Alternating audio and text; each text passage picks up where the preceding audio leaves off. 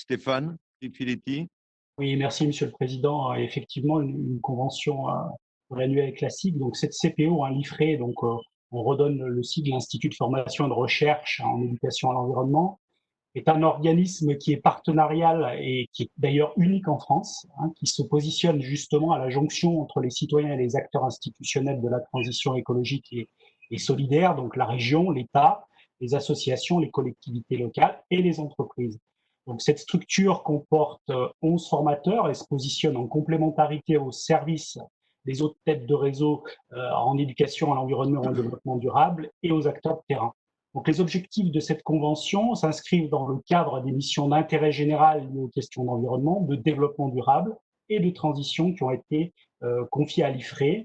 Donc, via cette convention, la région souhaite positionner l'IFRE comme un acteur central de la mise en œuvre notamment de l'ambition 1 de Néoterra et de sa politique en matière d'éducation nature-environnement, via notamment la déclinaison dans les territoires et la compréhension dans les territoires des rapports à Climatera et Ecobiose, au service et en complémentarité avec les autres têtes de réseau d'éducation à l'environnement et au développement durable.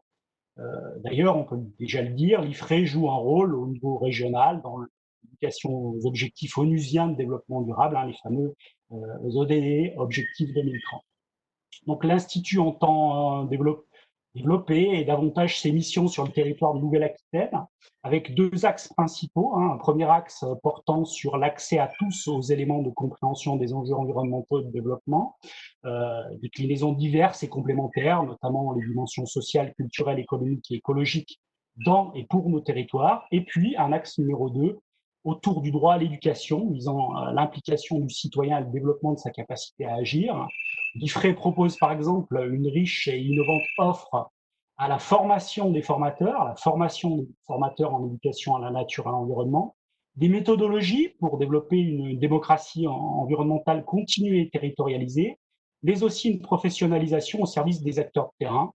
Et ces actions d'accompagnement et ces formations diplômantes, d'ailleurs en dispositif participatif, positionnent également l'Institut comme expert dans les processus de construction collective de projets innovants autour des solidarités écologiques. Donc un exemple très concret, l'accompagnement des projets de transition énergétique citoyenne dans nos territoires. Donc ces productions écrites à des fins de partage et de théorie de pratique Bien. font référence. Donc peut-être, Président, ça va vous parler, notamment l'IFRE est partenaire historique de la revue scientifique francophone internationale d'éducation relative à l'environnement. C'est avec l'Université du Québec à Montréal, le département centraire. Et puis, l'IFRE assure la coordination du collectif français pour l'éducation à l'environnement et représente ce collectif au Conseil national de la transition écologique. Donc, par la présente convention, nous vous proposons, chers collègues, d'accompagner cette position singulière de l'IFRE à la croisée de multiples partenariats au service, évidemment, de la transition écologique dans nos beaux territoires de Nouvelle-Aquitaine.